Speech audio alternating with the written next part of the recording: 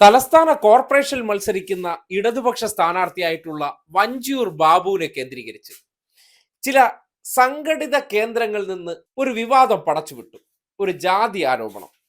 തെരഞ്ഞെടുപ്പ് അടുത്ത കാലഘട്ടത്തിൽ അദ്ദേഹം സ്വന്തം പേര് നായർവാൽ ചേർത്ത് പുറത്തിറങ്ങി എന്നൊരു ആരോപണം. സാധാരണഗതിയിൽ വഞ്ചിയൂർ ബാബു എന്നറിയപ്പെടുന്ന ഇടതുപക്ഷ നേതാവ് CPM-ന്റെ ഏരിയ സെക്രട്ടറി കൂടിയാണ്. അദ്ദേഹത്തെയാണ് ഇത്തവണ വഞ്ചിയൂരിൽ നിന്ന് കോർപ്പറേഷനിലേക്ക് മത്സരിക്കാൻ പാർട്ടി നിയോഗിച്ചത്. സ്വാഭാവികമായിട്ടും അദ്ദേഹത്തെ വഞ്ചിയൂർ ബാബു എന്നറിയപ്പെടുന്നുണ്ട്. ആ സന്ദർഭത്തിലാണ് ഫ്ലെക്സ് ബോർഡുകൾ ഉയർന്നത്. എന്താണെന്നാണ് അതിലെ പേര്? ശങ്കരൻകുട്ടി നായർ.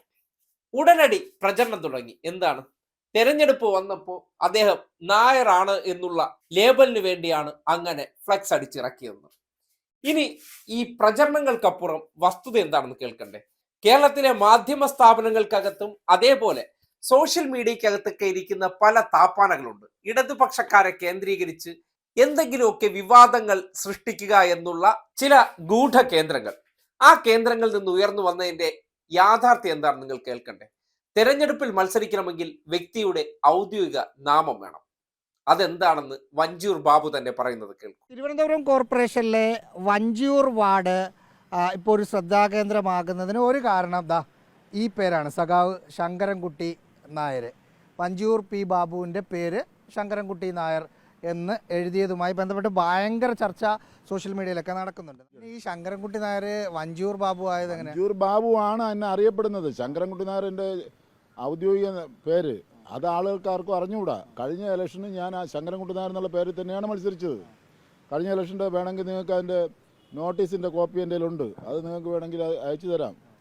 ആ ബാബു എന്ന് പറഞ്ഞ് ഞാൻ ചെവരൊക്കെ എഴുതി കഴിഞ്ഞു. അവിടെ ചെന്നപ്പോഴാണ് അവർ പറയുന്നത് അല്ല, വോട്ടർ പട്ടികയിലുള്ള പേര് എഴുതാവൂ എന്ന് പറഞ്ഞു.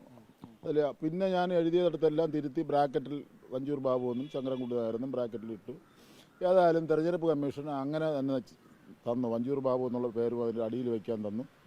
ശങ്കരൻകുട്ടി നായർ എന്നുള്ള പേരും വയ്ക്കാൻ അനുവാദം തന്നു. കഴിഞ്ഞ 10 വർഷത്തിന് മുമ്പ് 2015. ശങ്കരൻകുട്ടി നായർ എന്നുള്ളത് വെച്ചില്ലെങ്കിൽ വോട്ട് ചെയ്യാൻ പോകുന്ന ആളുകൾ ഇത് ആർക്ക് വോട്ട് ചെയ്യണമെന്നുള്ള സംശയിക്കുമല്ലോ. സ്വാഭാവികമായി അവർ ബാലറ്റ് അവിടെ ചെല്ലുമ്പോൾ പോളിംഗ് ബൂത്തിൽ കയറുമ്പോൾ അവിടെ നോക്കുമ്പോൾ ഇത് ആരുടെ ശങ്കരൻകുട്ടി നായർ. കേട്ടല്ലോ, വഞ്ചിയൂർ ബാബു എന്ന് തന്നെയാണ് ഇതിന് തൊട്ടു മുമ്പ് മത്സരിച്ച സമയത്ത് അദ്ദേഹം പേരെഴുതിയത്.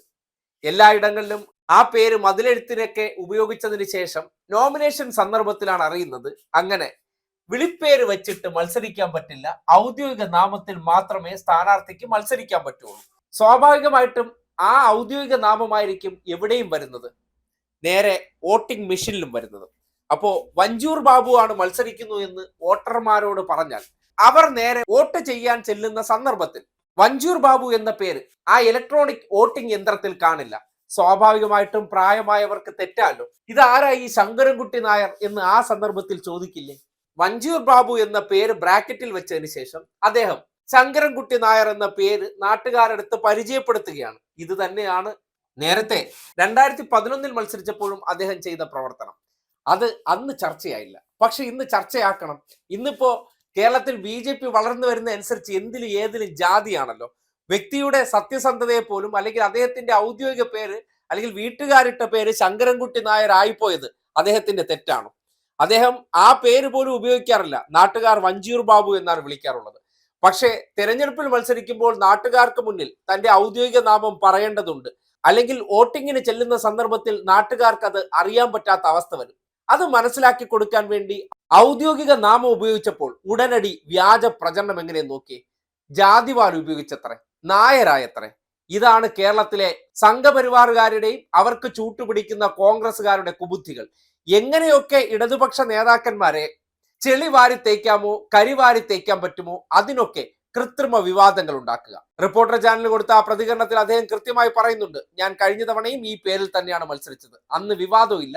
പക്ഷെ ഇന്നിപ്പോ സോഷ്യൽ മീഡിയയിൽ മുഴുവൻ ഇത്തരം വിവാദം സൃഷ്ടിക്കുകയാണെങ്കിൽ കേരളത്തിന്റെ പൊതുമണ്ഡലത്തെ എത്രമാത്രം സംഘപരിവാറുകാർ ചേർന്ന് മലീമസമാക്കുന്നുണ്ട് എന്നതിന്റെ തെളിവാണ് ആ കൃത്രിമ വിവാദമെന്ന് കൃത്യമായി പറയേണ്ടി വരികയാണ്.